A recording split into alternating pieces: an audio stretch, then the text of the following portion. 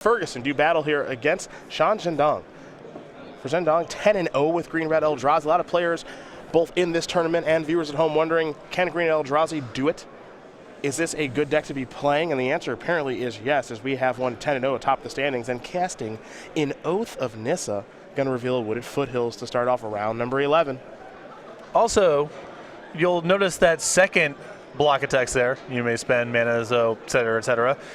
He does have a copy of Chandra Flamecaller in the deck, which is not the easiest to cast. Double red, not trivial for this deck to put together.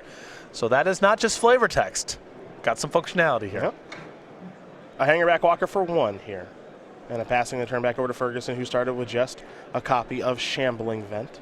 Unfortunately, I suspect in this matchup, my boy is going to get his head kicked in. I don't think it's going to be tough. I don't think he has enough pressure and slowing the deck down via Collected Company to try to get some late game card advantage is not going to be that effective against the various Ugins and World Breakers of the world. We'll head back Ferguson's way now as Hangerback Walker is getting ready to pump up a little bit here. And it will pump. Ferguson looks like he's missed a land. And now there's the Pilgrim. Sylvan Advocate, it was the attack, by the way. It's a 2-3, so Zhengdong just blocking with Hangerback Walker, activating it, making it to a 2-2. Now that's why he has 2 Thopters. I was hoping for the busted draw there of turn 2 Sylvan Advocate, turn 3 and Offenza. Combo. Combo. Which is a term we're going to use rather loosely here. Yeah, that's actually a non-bow that explicitly does not work together. Correct. A Wooded Foothills going to find a Cinder Glade. You saw the land there that Zhengdong did play last turn. Shrine of the Forsaken God. As he's tapping 4 mana. Hello, Thought-Knot Seer. First time. And Offensa, Deathmish Raptor ×2. Along with a Den Protector. And a Nissa Vastwood Seer. It's been a little while since I've seen that card. But the first time that we get to see this card here, and I know you like this one quite a bit. I do. I also like that, obviously when we have the artwork there on the left-hand side, you can see what's going on. But from where sitting, it kind of just looks like a Pokemon. If you just look at the Thought-Knot Seer that's on the table. A little bit. It looks like a cross between a Pokemon and a Nephilim. It's a Nephilim. It's got a little touch of Nephilim to it. Looks like they worked another Nephilim in under our radar here and calling it an Eldrazi. One thing here for Ferguson, having some land issues. That's not going to be good news for him. Here's an attack with Eiley, Eternal Pilgrim. 2-3 Death Touch. The Zhengdong will just take that damage. Llanowar Waste is the land, so the 3rd mana is here.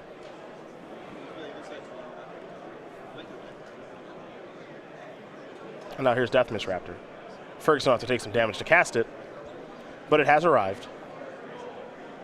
And now we'll head back Zhengdong's way.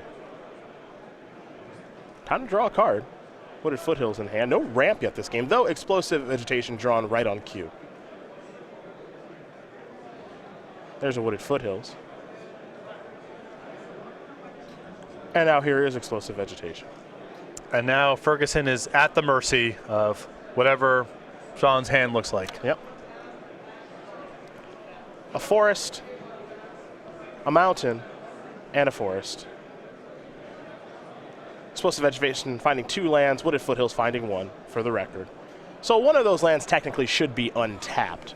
We can certainly get that fixed. He can float a mana if he wants to. He can technically do whatever he wants. I'm not going to argue, but I don't think that was his intention. Here come the beatdowns. Thopters are blocking right away, which means something large is coming soon, probably. Keep in mind that Shrine is turned on now.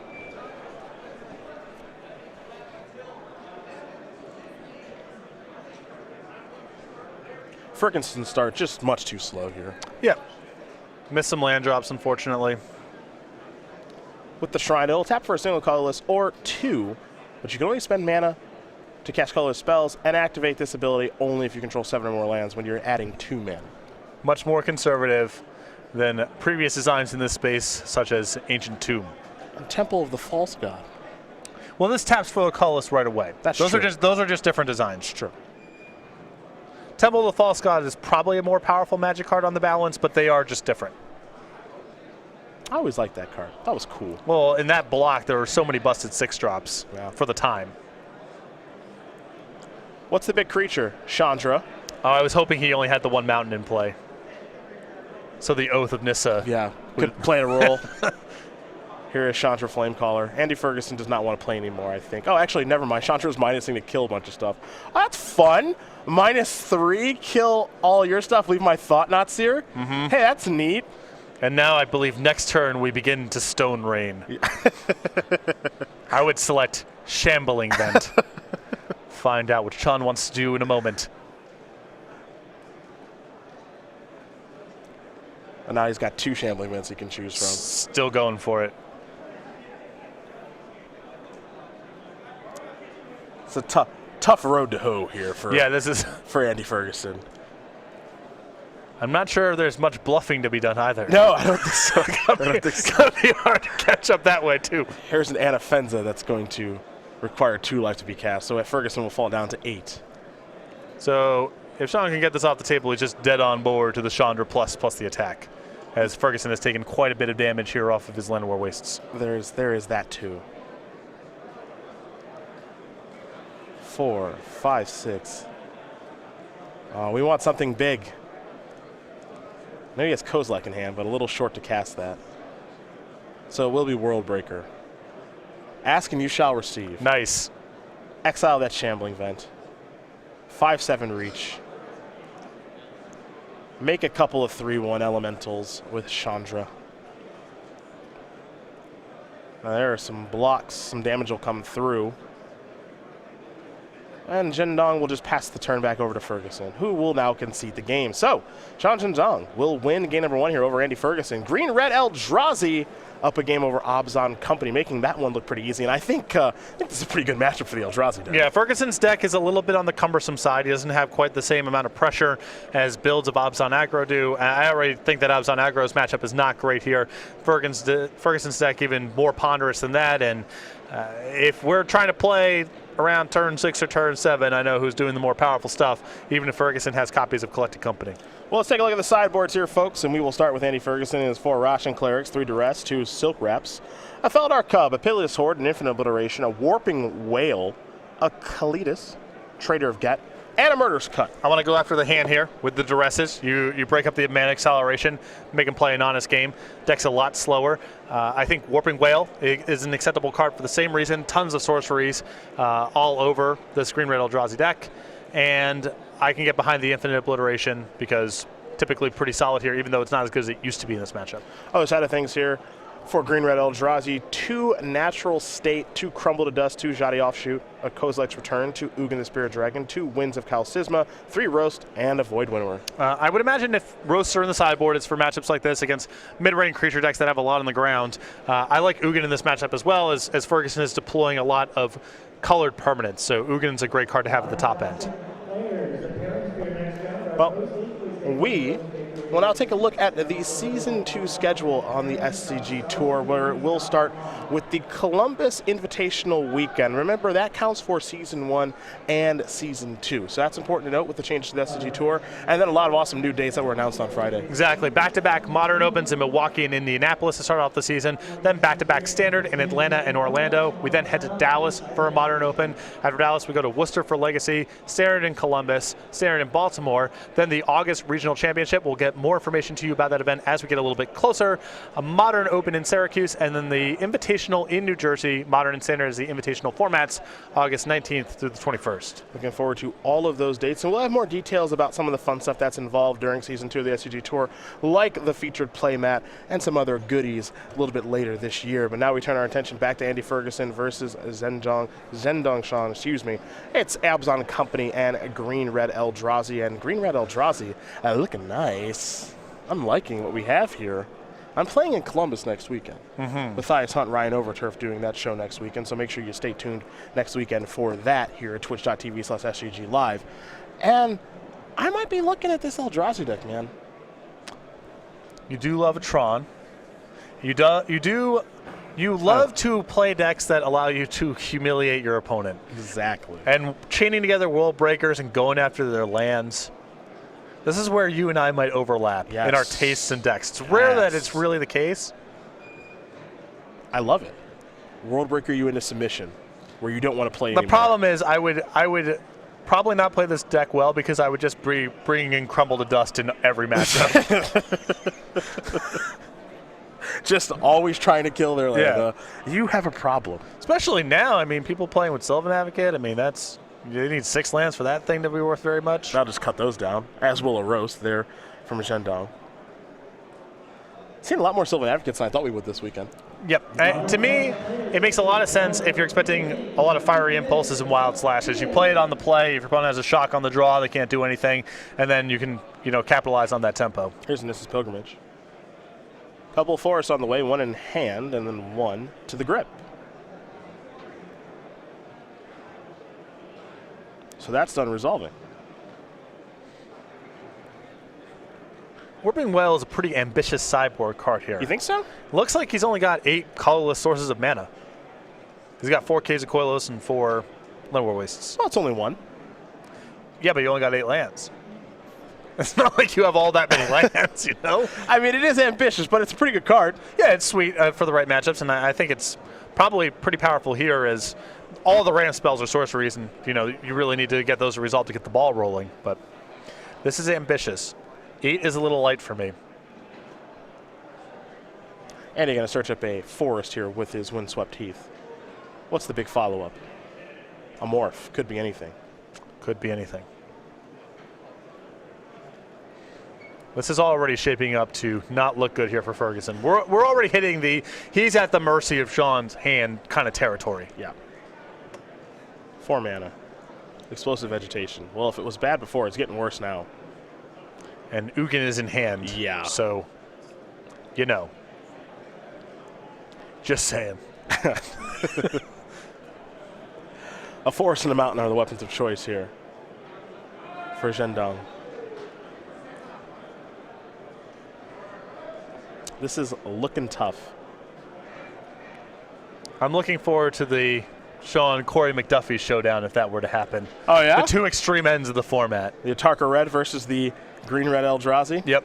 I want to see how the matchup looks with Kozilek's return in the deck. I think that really changes it. I think it looks pretty gosh darn good. A Windswept Heath here from Ferguson. Pretty important for Andy to have a Collected Company here, and he does have one in his hand. I'll just pass the turn back.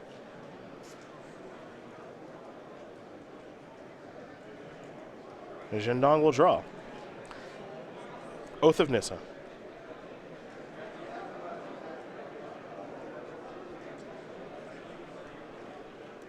Looks like the payoff card will be Ugin. There's a Cinder Glade. Doing a little math, making sure that he can play Oath of Nissa and still be able to cast Ugin. So here is Oath. Take a look at the top couple.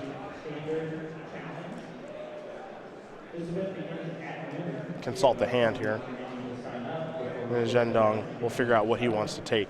If Zhengdong goes for Ugin here and doesn't have Collected Company on the radar, it's possible Collected Company can give Ferguson the tools to untap and kill the Ugin. Very true. Because the Morph's not going to die. If his play is, Ugin and, I guess, bolts your Sylvan Advocate. There's a shot. There's a shrine. Here's Ugin. That will trigger the Sanctum of Ugin. Get it? Oh, yeah. That's a rich tapestry of flavor right there. Gonna search up. Oh, dear. Ooh, we got big plays. Searching up Kozilek. Well, okay then. That's quite the chain. I feel like I'm actually just on Zendikar right now.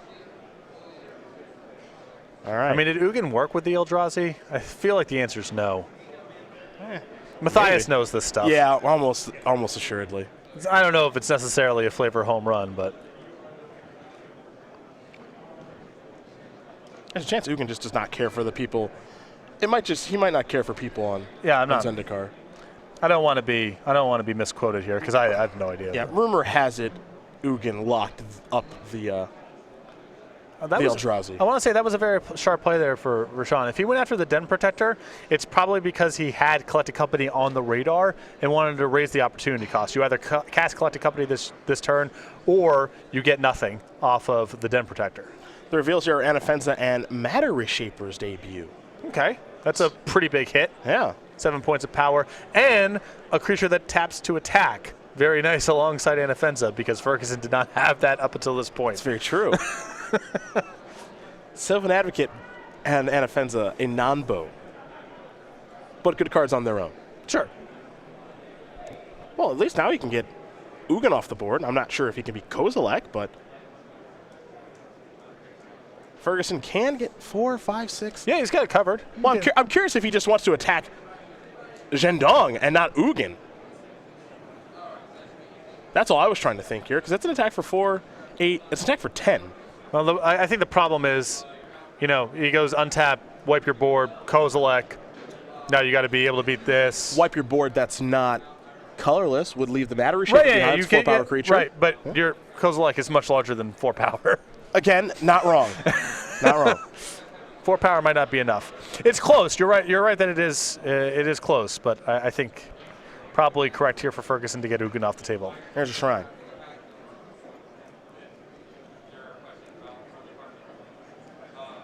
I think here comes Kozilek. Yeah.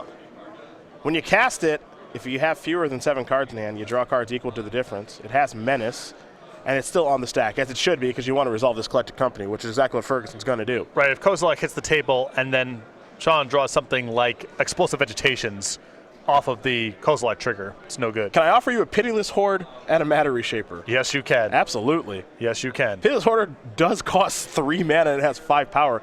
I think by casting Kozilek and Zhengdong gets to draw some cards, I think he's probably just dead. Well, you move the Anafenza counter onto the Matter Reshaper, and that's 14, even if you block Pitiless Horde. Yeah. For 8, 12, 14, yep. There's also some Hissing Quagmires there in the lands. Oh, sure, yeah. It gets even better. Collected Company flexing its muscles here. Yeah, this should do it. Oh, yeah. Everybody coming in. Whoa, whoa, Sylvan Advocate, you do not tap to attack. Let's give a counter to something here, Andy. And again, if Zhengdong does block the biggest creature, which is Pitiless Horde, he's going to take a whole bunch more, as he has no choice, and that is going to do it for this game. Andy Ferguson's going to win game number 2 over Zhengdong. We got Abzan Company and Green-Red Eldrazi going to game number 3. So I was worried about Collected Company in this matchup because I think it's just a little bit too slow. But if your Collected Companies are going to flip over 7 power or 8 power, might be good enough. Well, well, well. Let's get ready here for game number 3. I think being on the play is going to play a pretty big role in things, especially if Zhengdong is able to ramp up appropriately. Yes. Not to say he ramped poorly that game, because I actually think he ramped pretty well that game, but it's, I think, a testament to Andy's deck that he was able to just overcome Ugin and Kozilek. Well, he played against turn 2. He played turn 2 Sylvan Advocate, turn 3 Morph. Not the most explosive draw. And Zhengdong had a smooth ramp all the way to Ugin and then to Kozilek. But the Collected Companies yielded enough power for Ferguson to get the Ugin off the table and then kill Shan when he tapped out for Kozilek. So those were some big hits off the Collected Companies. I think if you're looking at, Sylvan Advocates and Warden of the First Trees coming off, that's not going to be good enough there. But Ferguson's Collected Companies were very generous. Well, as these players shuffle up here for game number 3, we'll very quickly talk about what they're playing for, because they are in prime position to make the top 8 here and walk out of here with $500. But one of them could be walking out of here with $5,000, 30 SCG points, an invite to our first Invitational in Columbus. You see second place, $2,000, 25 SCG points, an invite to our Season 1 Invitational in Columbus, so on and so forth. You make the top 8 here in Atlanta or any of our Opens, you're at least walking out with $500 and 15 SCG points, and of course an invite to one of our Invitationals. So as these players make their way through day number 2 here, they are in great position to make those elimination rounds. Exactly, and with us being so early into the season and with us giving out fewer open points in total, 30 points with a win is enough to get you into the race for an invite to the Players' Championship. You need to follow it up with other finishes, but either one of these players, even if they're starting from scratch, could get themselves in the mix. We'll start things off here with a Shrine of the Forsaken Gods. For Ferguson, it's the Sandstep Citadel. A Sanctum of Ugin into a Hangerback Walker is perhaps Shan Zhengdong missing colored mana, as there's a Shambling Vent for Ferguson. Ugin the draw. Uh-oh. He is missing colored mana.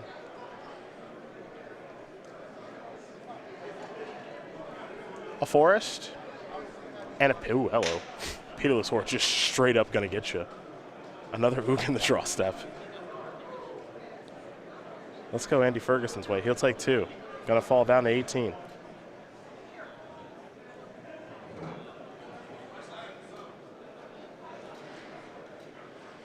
Here comes Pitiless Horde. This attack to me screams Abzan Charm. Yeah. Ferguson's hoping for a block and a pump and then to exile. I think Shan needs to consider a block and just letting it go. He'll activate. Is it Abzan Charm? It is. You nailed it. I don't think Ferguson can justify that attack if it's just, all right, you get to pump your Hangerback Walker and make 3 Thopters. A World Breaker, I believe, the draw. The discard of an Ugin. And now Ferguson, he's going to have to take 2 there from Pitiless Horde. It's going to fall down to 16. But this damage adds up real fast. And this is the kind of threat that, because it's going to get to stick around, I don't know if Zhengdong's going to be able to come back here. It hits for so much damage. It's the best threat in the format against a slow deck that is missed land drops. Caves of Koilos is the land.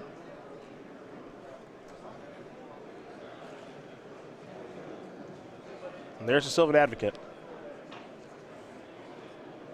And now a Morph. And there's no real punishment for this kind of play here. And Ook in the draw yet again. I think we're going to see a discard step yet again here for Shan Zhengdong. And Ferguson has land number 6. He can Den Protector back the Abzan Charm and put Shan to 1. Yeah, because the Advocate will be a 4-power creature. Yep. That's a heck of a turn. Knocking him down to 1 cuts off Wooded Foothills. He cuts off lots of stuff. Yep. And also cuts off his chances of staying undefeated. Just going to pass the turn back, discard Nugan. Ferguson will untap. He'll take 2 from the Pitiless Horde, fall down to 14. He'll draw, and he has lands in his hand to make that Sylvan Advocate into a 4-power creature. And also Shambling Vent's a 4-power creature now too. Yeah, so you can just fire one of these up. Unmorph the Den Protector. I think that might just be lethal this turn. 9 and 4 is 13. That's 16. Jeez. 5 from Pitiless Horde, 4 from Shambling Vent, 4 from Sylvan Advocate, 3 from Den Protector. Yep. That's going to do it. Andy Ferguson's going to win this match here over Shan Zhengdong. 2 games to 1. Abzan Company going to take care of Green Red Eldrazi. Maybe a bit of an upset there based off of what we see on the deck list. But Andy Ferguson able to get the job done. He's 10-1 now. Yeah, you got one game where the Eldrazi deck kind of had one of those fail rate games.